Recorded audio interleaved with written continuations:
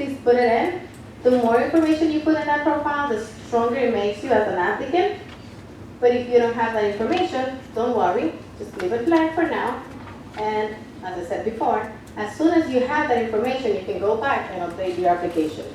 It makes you a stronger applicant, and it's going to make you eligible for some of those scholarships that have a very strong requirement of community service engagement. This is a very important piece of information here, probably the most important one for your profile. That's what I was talking about before. This is your personal statement. To complete your profile in the scholarship system, you need to enter a 200-word personal statement, which is about half a paragraph. Again, it shouldn't be very hard because this is about you. You're going to speak about yourself, but also it could be a challenge because sometimes it's hard for us to speak about ourselves or to put that in writing. Once you have entered that information there, and you scroll down, write your name, the date, a personal email account, and somewhere in here, let me go on the other side, somewhere around here is going to say finish and submit. That's the first time. Once you submit, then you can always go back, enter the new information, and update. That's the very first step for you if you want to apply to any one of our scholarships. Before you submit your scholarship profile in the system is not going to allow you to put any application.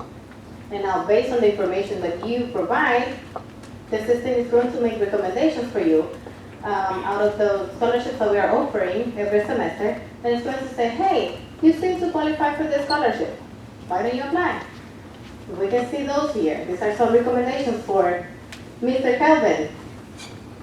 And this is based on the information that he put in his profile.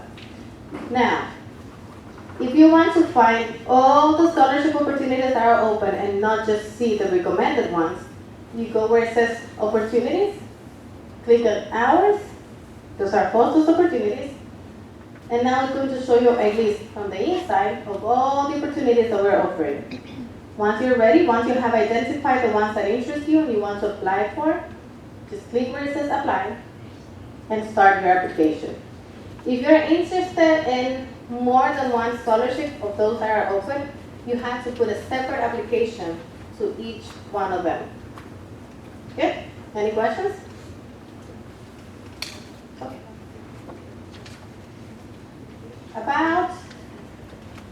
Let's go back to the presentation. So we all know how to find the system. Where do we go if we want to find the scholarship system? Hostos website, very good. Right? Good, financial aid, scholarships and grants. I see you're paying attention, great. Login, what do you need to log into the system? Username and password, any username and password?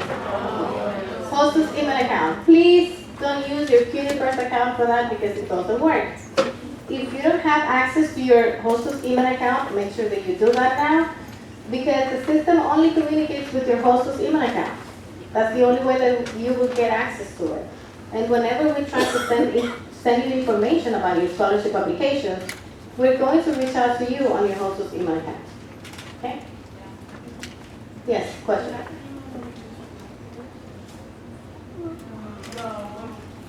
Okay. She's asking if that's the same email that you use for Blackboard. I am not very smart with Blackboard. I don't really use that. But some students here who are very, very smart and knowledgeable say no. It's not the same. Let's mention this external scholarships. As I said before, the external scholarships, we don't manage those. We don't participate in the selection process. The only thing that we do here is advertise them and assist in the application process. If you need assistance with that, you can always come to my office and I'll help you through the process. Some very important opportunities here, the external ones that open year after year. They're great opportunities. There's 3, but there's so many more. And I'll show you in the system all the many that we have open already. We have the Dream.US. That's the very good, and the CUNY becas. I should mention both of them together. Those are great opportunities for students who are immigrant or undocumented. They open every year in November. So if you're interested, just come and visit me. We'll talk about that. We'll start working on your scholarship package, and when they open in November, you're just ready to put everything in the system. The other one is the Women's Forum.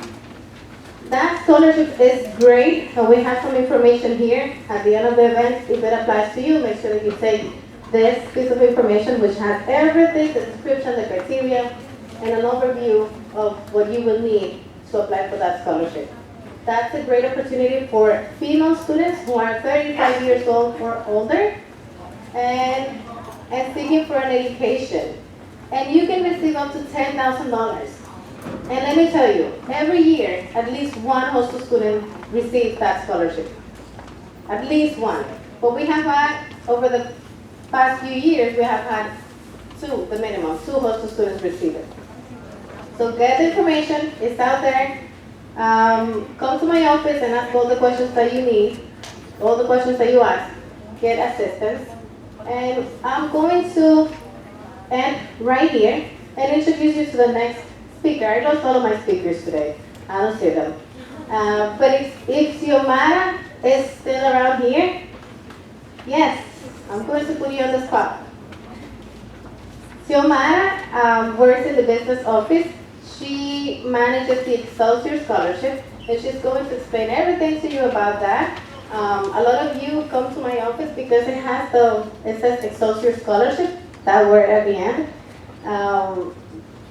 drives you to come to my office and ask about that scholarship. But in reality, I don't manage it. I know very little about it. But Xiomara, she is very knowledgeable about the opportunity. She's going to answer all of your questions about that. Before then, let me ask if anybody has any questions about what I just said. One question there?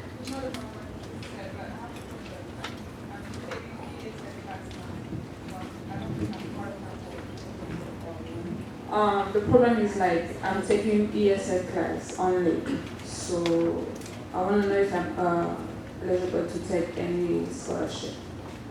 For some, every scholarship is different. Some scholarships require a very specific GPA, a number of credits completed to be enrolled in a certain major. But there are some scholarships that are open even to freshmen. And the only thing that you need to do is, the only requirement that you need to meet is being enrolled at Hostos as a Hostos student.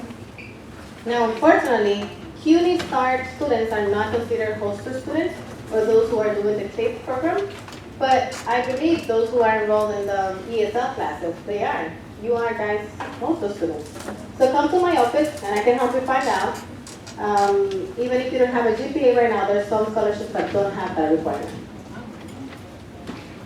Any more questions? I'll take two more. My office. Who knows where is my office? Downstairs. That's a good start. Well, if you know that my office is in this building and it's downstairs, then you pretty much found me. You can just go downstairs in the front desk and ask for the scholarship office. They'll send you right to me. I will say that's the easiest way to find me because I can say here, in all the pieces of information that you can find in this room, there's my information, my contact information, my office, where I'm located, everything. But in this building, at least in the first floor, every office is D101 or 102, pretty much. So if you go there and say, oh, I'm looking for D101, and they're going to be like, oh, okay, this is D101. So just say that you're going to the scholarship office, and they'll send you right to me. What are my hours? We're here every day, Monday to Friday, 9 to 5. On Thursdays, we have long nights. We leave at 7. And we also have people sitting on the bridge and around school providing information about scholarships. So if you see one of our tables anywhere and you want to ask questions about scholarships there, you can do so. One more question? I was wondering, when you use merit or like if you have for community service prior to attending Hostos? That works. It's usually better, the most updated information that you have, the newest one is usually better to include there. It doesn't mean that your past experience doesn't work, but you should try to gain new experience. Okay, and with that being said, I'm going to leave you with Miss Xiomara Tomasela. Let's give her a round of applause.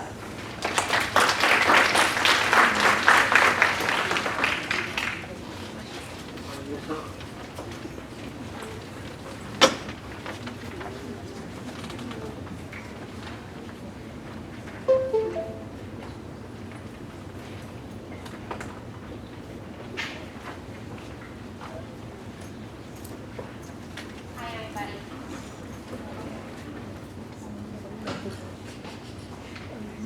All right.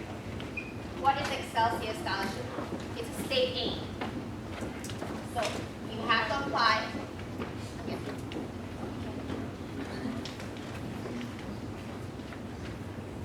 So basically,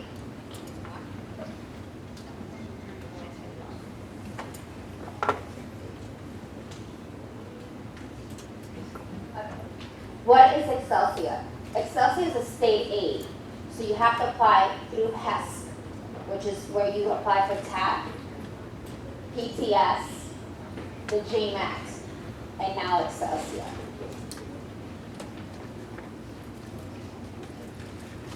Who's eligible? You have to be a New York State resident. You have to be either a USA citizen or resident in New York. You have to have a high school diploma or a GED or pass the ATB exam. The ATB exam is ability to benefit. Those who came in to a country and did not have a high school diploma or a GED, you will have to take this exam. It's the reading, writing, and math. Admission and testing has more information in regards to when that appointment is and when you can take the test. You have to make less than $125,000. This is perfect for students who basically have no Pell or very little Pell or very little TAP or no TAP. Okay. And you have to apply through CUNY and student. You have to be a student. The requirements. You have to, if let's say this is your first semester, you're registered as a full-time. What does that mean? 12 credits or more. Remedials do not count. Remedials for the state is basically 0 points. So as long as you enroll with 12 credits, Excelsior will pick up. But by the end of the academic year, which is fall, winter, spring, and summer, you must complete 30. With Excelsior Scholarship, the GPA does not matter. The only thing they're requiring you to do is pass the class. Okay? I did that already. No remedials can cover that already. To apply, let's say this is your first semester and you're applying. You go on your FAFSA, you apply for FAFSA, you apply for TAP, and you apply for Excelsior. That's the third step. You have to sign a contract with Excelsior, meaning that if you do not meet the requirements, that becomes a loan with the state of New York. That's the catch.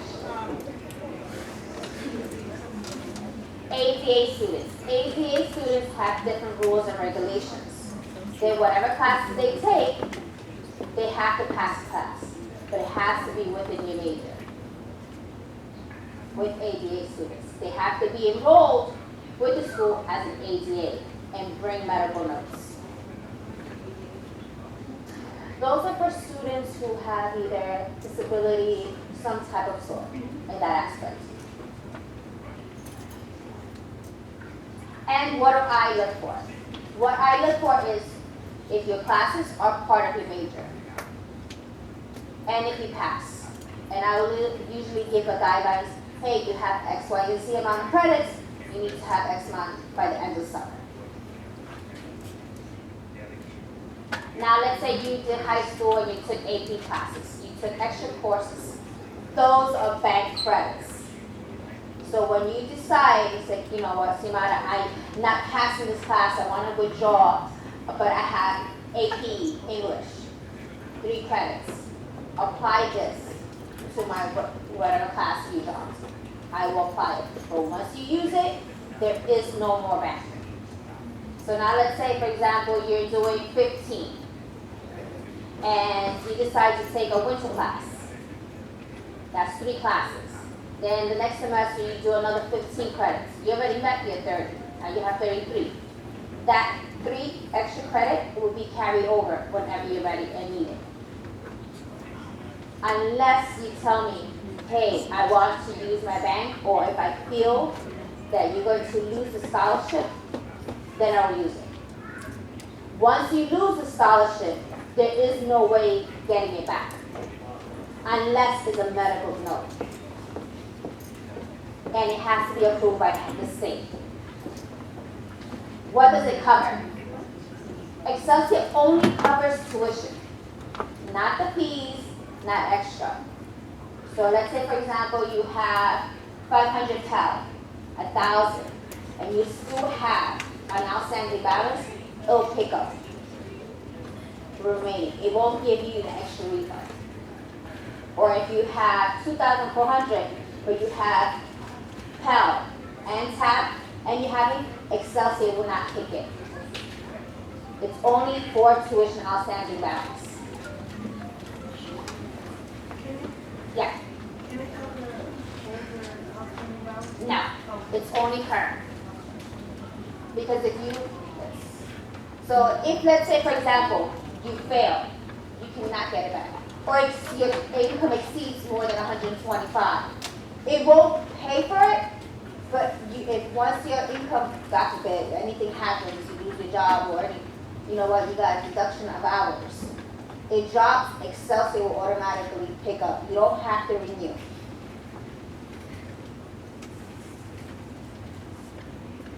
And let's say, for example, you decide that, ooh, 30 credits is a lot. You're taking your hard classes, you don't feel that you can make, you have to get in contact with HAS and say, I want to decline. Because if you don't, it's going to continue going over. And this is a rollover plan. So if you decide you get your associates in 2 years and you go for your bachelor's, it will automatically pick up your bachelor's degree. Okay? Does anybody have questions? Yeah.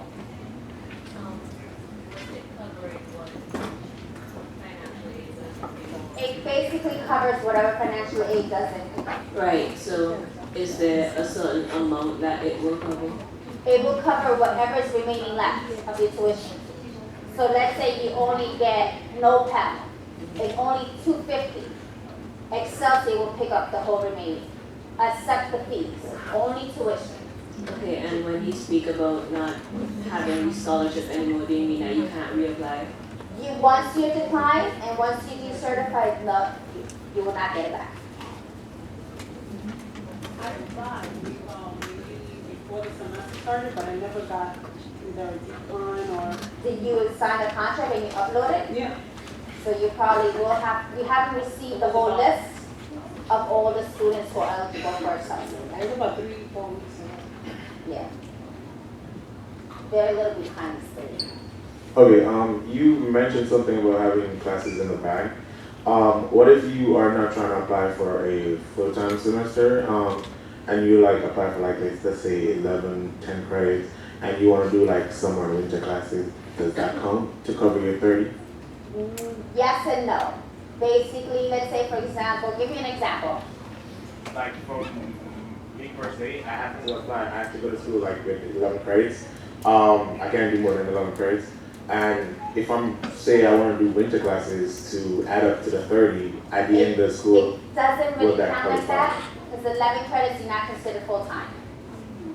So the only way that it will classify like that is, let's say you fail one class and you register, then you have that extra semester or 2 to make up that course. Okay, my question is a 2-part question.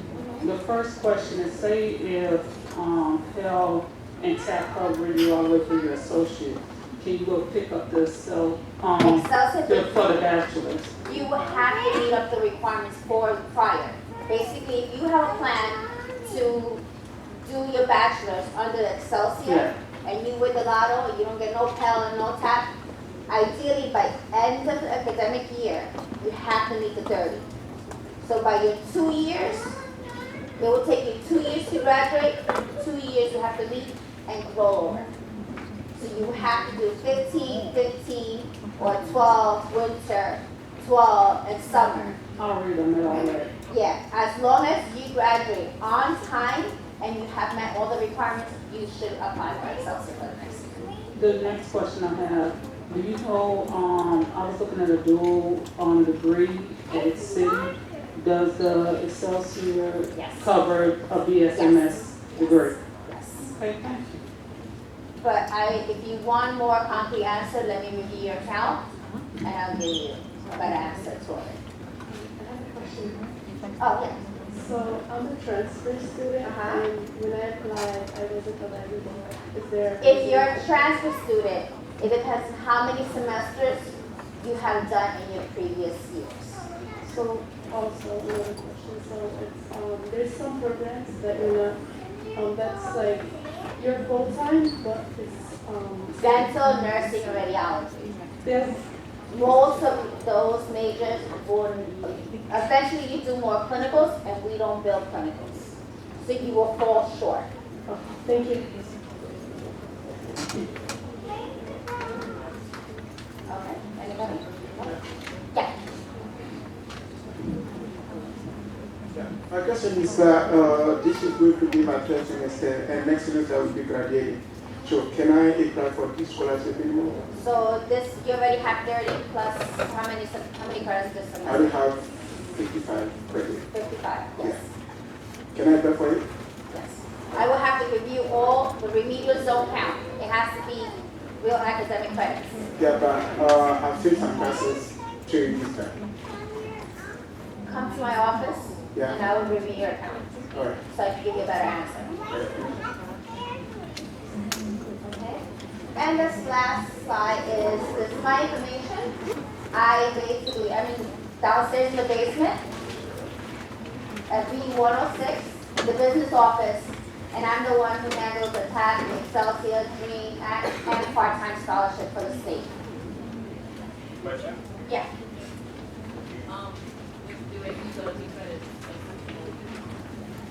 We're doing 30 credits a semester. Does that have to be 30 Within your major. within your major? Yeah. Right. So for this academic year, I will be doing 29. So I would obviously have to make up. You will have to either take a winter or summer or more the next semester. Okay, but then say I want to apply for it when I'm doing my bachelor's.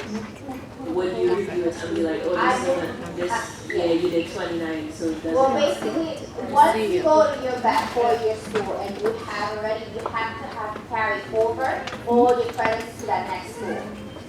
So let's say, for example, you are a math major now, and then you decide to be a liberal arts. Now, if all your credits are not transferred, you have to make up those credits before transfer. Okay? Yeah, last question. I am you are a student and I have already 44 credits. I'm qualified to apply for.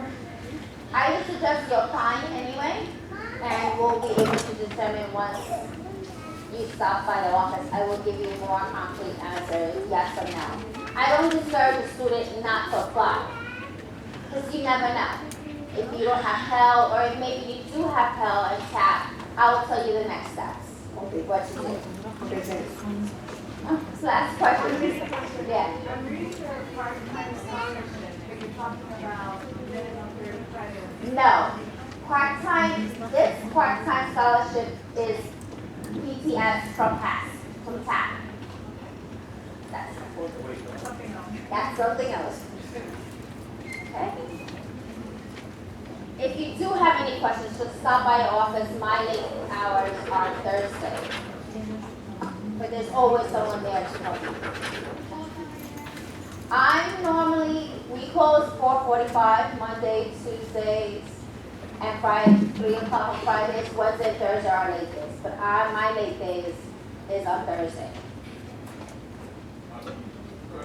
You could elaborate a little bit more on that part-time scholarship thing?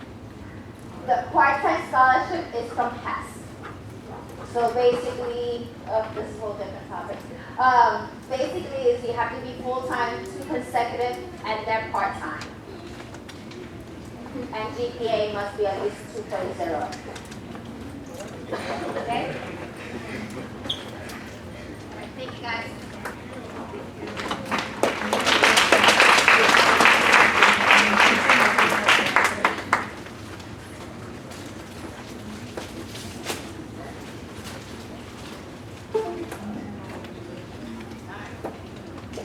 Microphone down on me. Thank you, Xiomara, for that presentation. Are you going to be around? Or okay, good. I mean, no, you don't have to. Just asking so that I can tell all the students that if you have any more questions, then probably at the end you can ask them. But you now have her information. You can contact her. You can go to her office and get all your questions answered about the social scholarships and all the other ones that she manages. Now, we're going to introduce you to a very interesting person. That's Dr. Kapui Kwako. I hope I didn't put you on the spot. Good. He is an entrepreneur. He is a doctor. He is coming from CUNY Central, and he has something very important to speak with you about leadership. And while he gets ready, I want to say some questions about anything that you have right now. Anything at all? Yes. The woman's farm, how old do you have to be, you said? 35 and over. Thank you. Not there yet? Your time is coming. Yes. Any more questions? I have an e-profile already, and you told me some personal reference statement. Like, could I use that? Because I have a e-profile. Okay, so if her question is, or actually she commented something and then added a question. She has an e-profile that she created for something else and for a class. And that profile asked her to write a personal statement. And she's asking if she can use that same personal statement to include it in the scholarship profile that you have to create to apply for Hostos scholarships. Yes, absolutely.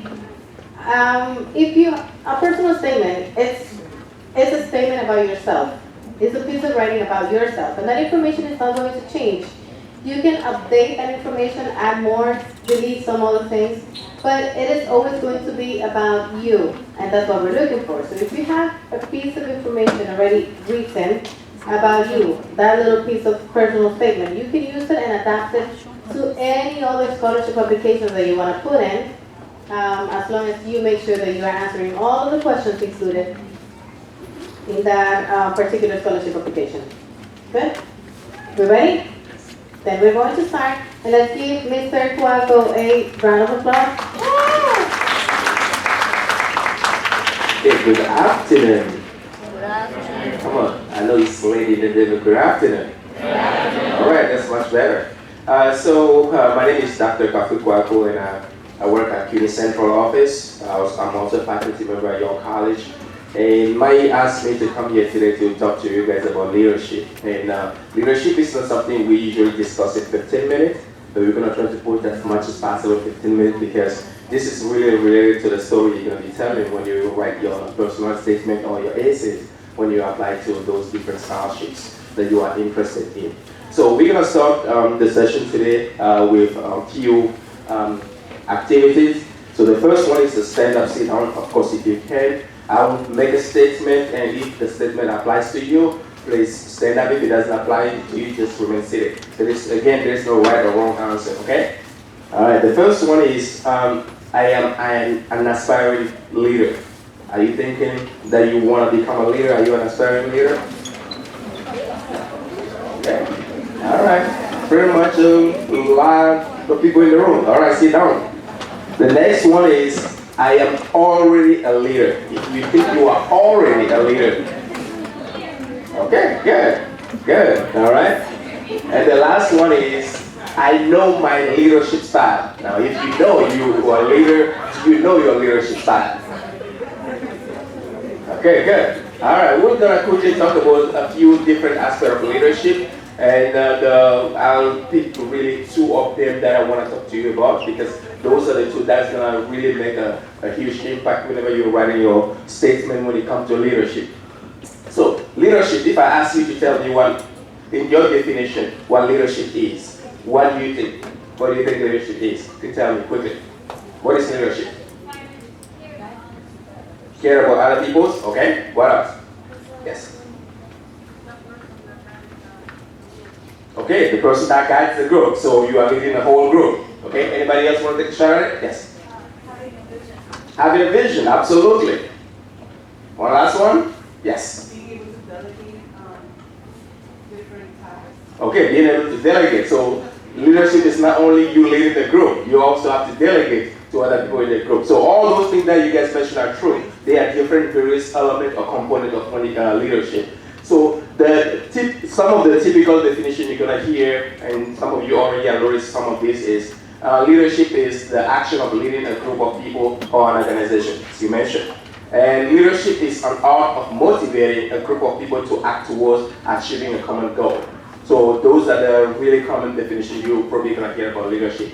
The leadership, one thing I have to tell you about leadership is everybody have or should have their own definition of leadership. Because your journey, your experience is going to define how you perceive leadership.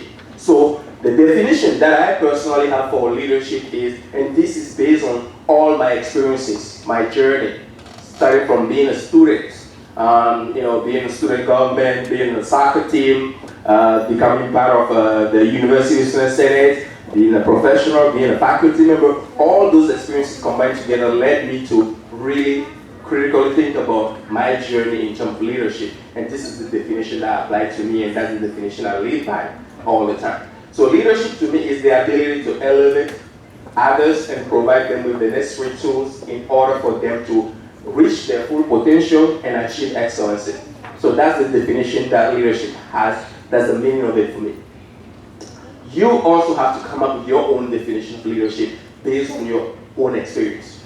Because by you really thinking about your experiences and really framing what leadership means to you, will be able to help you to tell your story. When you write your personal statement when it comes to those scholarships, the person reading the statement does not know you, and they probably will never know you. But the one thing they can do is paint a picture of you through that story, through your essay. And that's what's going to be doing. So your experiences should be able to convey who you really are as an individual. And leadership is going to play a critical role in that. So when I say, the one thing that I didn't ask is, anybody in this room does not see themselves as a leader or an aspiring leader at all? Anybody in this room? Okay, one person? Well, I have a bad news for you. Either you like it or not, you are a leader. You don't have a choice. It's about getting to the point where you understand that every action you take in life will put you in position of leadership sometimes, even though you like it or not. If you have ever helped anybody, just basic stuff, help somebody, you're already a leader by doing that. Now, you have to understand the type of leadership that's getting you there. So it's not always being the person that's in the front. And when people think about leadership, they think about elected officials, the president, Congress people. No, leaders are not only those people. They are part of a group of leaders, but everybody in their own right is a leader. So what do I mean by that? So there are different types of leadership. And everybody's going to have to find what applies to them. Some of these type of leadership you can have combinations of them. In some people have only one, some people have more than one. So you have the democratic leadership, the autocratic leadership, laissez-faire leadership, strategic, transformational, transactional, coaching style, and situational leadership. These are various types of leadership that you will encounter. Whenever you see anybody, if you understand each one of them, you can pinpoint which one they have. But the one that I'm really going to focus on for us is the democratic leadership style. Out of that, there is a new leadership style that's really emerging lately. And that's what's called the servant leadership. This servant leadership is part of the democratic leadership style. Servant leadership. Anybody in this room have ever helped anybody to do anything? Raise your hand. See? If you help anybody to do anything, what you are really practicing is you're practicing being a servant leadership. Obviously, there's a lot of people done that, but the fact that you put yourself to the side and help somebody even to cross the street or open the door for somebody, allow that person to benefit something you put out there without necessarily asking anything back, you are already in the position of a servant leadership. Now, servant leaders are people who really think about the group. So the servant leadership has characteristics. So the primary goal of a servant leadership is to serve those you are leading. So if you're a leader, if you're a servant leader, you have to serve everybody that you are leading. And the servant leader approaches decision making as a collective effort. So it's not my way or the highway. That's not who a servant leader is. Servant leader will say, we have a problem. Let's all gather together. Let's come up with different ideas. Let's brainstorm and let's see how we can solve the problem. That's how the servant leader solves problems. And everybody in this room, if you are part of student government, just student club, or you have served your community around the school or externally, you are practicing servant leadership because it's always about others. And when you're writing your essays for your scholarship, people who read those essays, they want to see those feel-good stories of you helping others. So being able to tell a story of how you were able to lead a group of people to come up with a solution to a problem, it can be something that is really small.